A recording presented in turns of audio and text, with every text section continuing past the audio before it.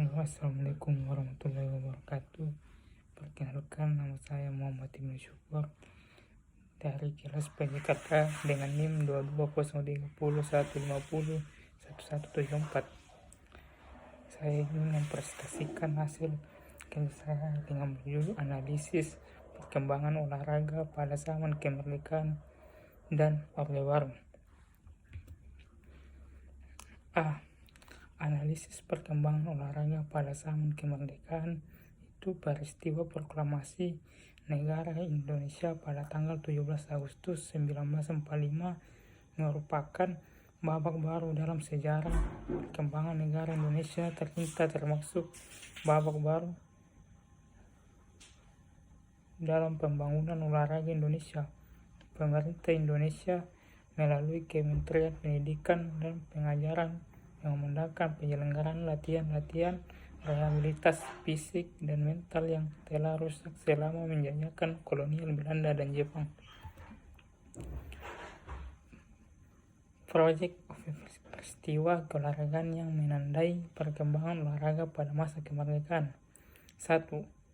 19 Agustus 1945 terbentuk kabinet yang pertama dan bertugas untuk merencanakan dan melaksanakan pengurusan di bidang keolahragaan di sekolah, yaitu Inspeksi Pendidikan Jasmani adalah organisasi di bawah Jabatan Pengajaran. 2. September 1945 tentara Belanda mendampingi tentara sekutu Inggris masuk Indonesia, terutama Jakarta. Pada waktu itu, organisasi olahraga yang bernama Gelora Latihan Olahraga yang dipimpin oleh Otto Iskandar Dinata sebagai ketua umum dan Soemali Projetor sebagai ketua harian meleburkan diri bersama-sama di juga IKUKAI menjadi Persatuan Olahraga Republik Indonesia. 3.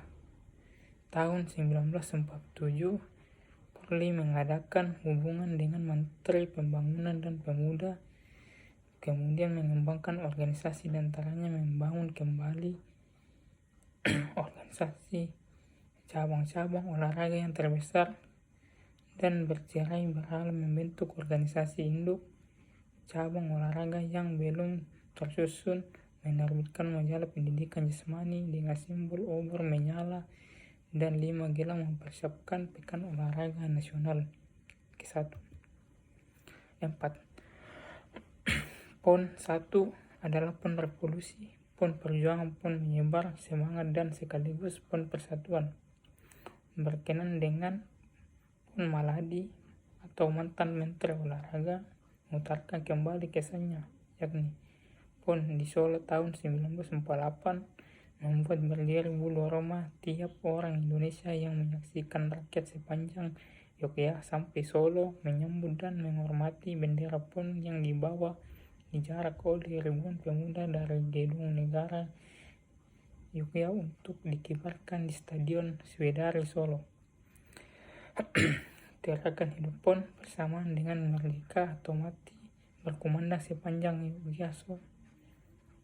5. Setelah keamanan negara pulih kembali pada akhir tahun 1949 dan ketenangan bangsa Indonesia tercapai, maka gerakan olahraga yang telah terhenti itu gerak kembali dan dikembangkan.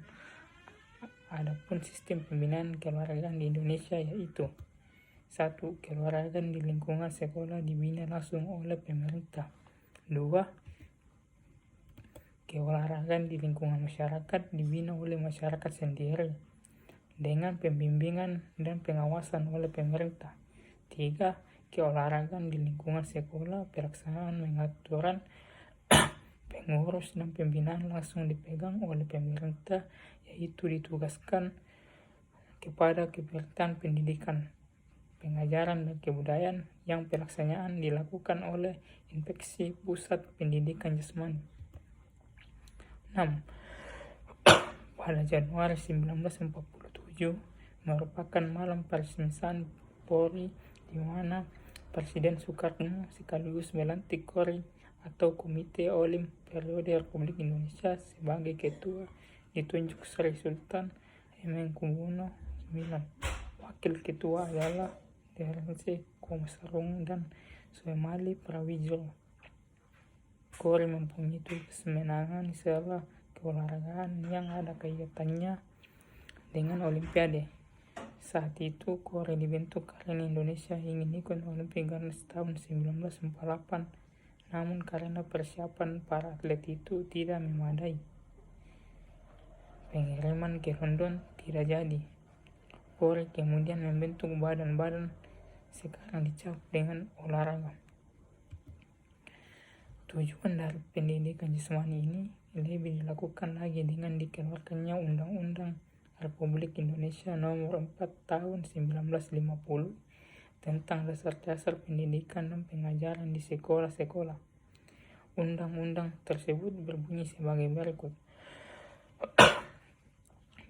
Pendidikan jasmani menuju kepada kesetaraan antara tumbuhnya badan dan perkembangan jiwa merupakan suatu upaya untuk membuat bangsa Indonesia menjadi bangsa yang sehat dan kuat lahir dan batin, diberikan di segala jenis sekolah. Untuk melaksanakan tujuan olahraga di lingkungan sekolah ini, pemerintah telah menetapkan bahwa pendidikan jasmani tetap merupakan salah satu pelajaran wajib di sekolah-sekolah, mulai dari sekolah taman kanak-kanak sampai perguruan tinggi. Cabang-cabang olahraga yang diberikan di sekolah itu terdiri atas senam, atletik, permainan, dan renang dengan disesuaikan pada keadaan fasilitas yang tersedia. B. Analisis perkembangan olahraga pada zaman Orde Baru. Zaman Orde Baru merupakan babak baru dalam sejarah perkembangan bangsa Indonesia, demikian juga dalam perkembangan olahraga Indonesia. Peristiwa keolahragaan yang menandai perkembangan olahraga pada zaman kemerdekaan. Departemen olahraga dibubarkan pada tahun 1966 dan setelah itu olahraga diusahakan dikembalikan kepada proporsi dan fungsi yang sebenarnya.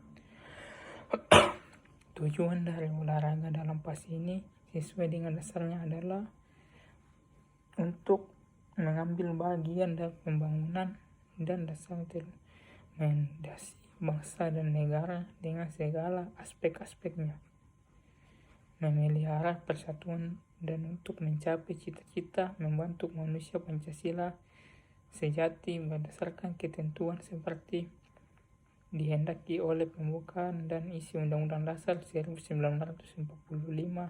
yaitu 1. Mempertinggi mental, moral, budi pekerti, dan memperkuat keyakinan agama. 2. Mempertinggi kecakapan dan keterampilan. 3. Mengembangkan fisik yang kuat dan sehat. Gerakan olahraga di Indonesia sesuai dengan tujuannya diberikan secara meluas, meratakan seluruh lapisan masyarakat. Dengan demikian terdapat golongan-golongan, yaitu 1. Masyarakat tani, nelayan dan pekerja-pekerja lainnya dalam masyarakat pedesaan. 2. Anak-anak prasekolah, sekolah dasar, pelajar STP atau SLTA dan mahasiswa. 3. Golongan rakyat yang bertugas dalam bidang pertahanan atau keamanan. 4.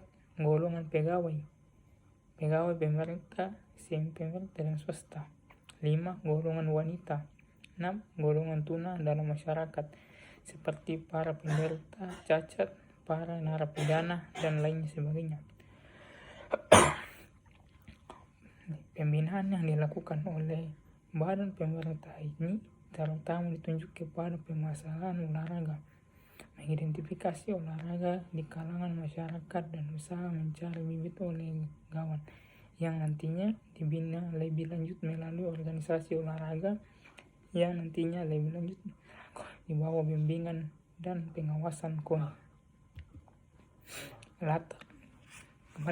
Latar belakang Kepres nomor 25 tahun 1983 mengenai ditetapkan Menteri Negara yang mengkoordinasikan kegiatan olahraga adalah 1.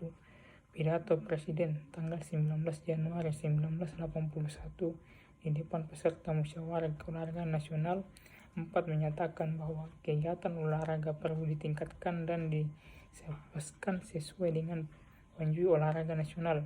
Masyarakat olahraga dan mengolahragakan masyarakat. Pertanyaannya, Presiden dalam kaitan usaha masyarakat olahraga dan akan tanggal 15 Agustus 1981 di depan sidang pleno DPR, di mana antara lain dikemukakan sebagai berikut. Pembinaan bangsa dan pembangunan negara kita juga meliputi kegiatan pendidikan jasmani dan olahraga sebagai bagian dari usaha kita untuk membangun manusia Indonesia yang utuh. 2. Untuk melaksanakan amanat Presiden tersebut, usaha masyarakat olahraga disusun ke hospital terpencana dan terarah atas dasar akidah yang tepat sehingga kegiatan dan manfaatnya dapat dirasakan secara langsung dan merata oleh seluruh lapisan masyarakat.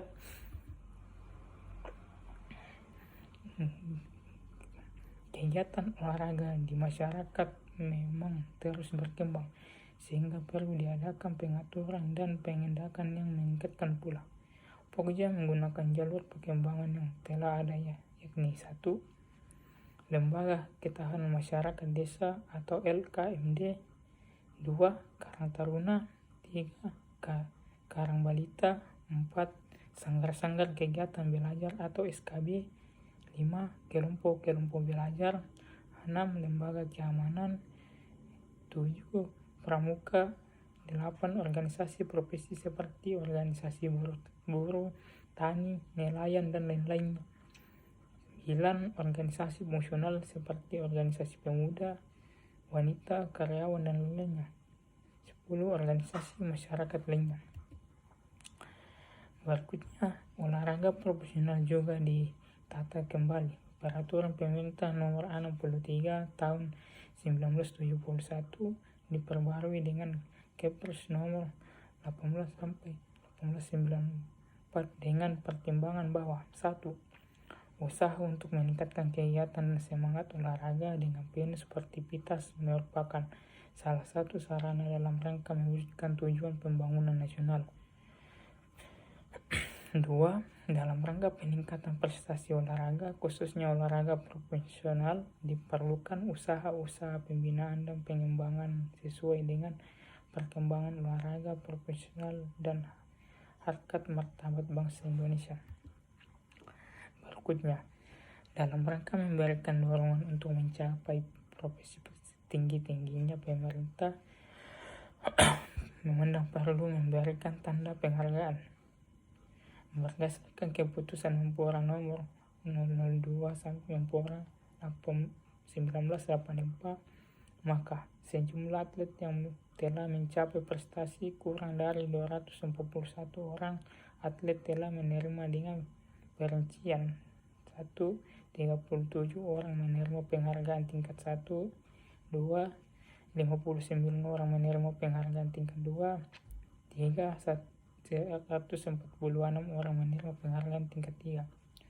Untuk lebih menetapkan kegiatan usaha keluargaan, ditertibatkan surat keputusan bersama Menteri P&K dan Menpora pada tanggal 4 Oktober 1984 keputusan tersebut. Terima kasih, mungkin itu yang saya bisa presentasikan. Assalamualaikum warahmatullahi wabarakatuh.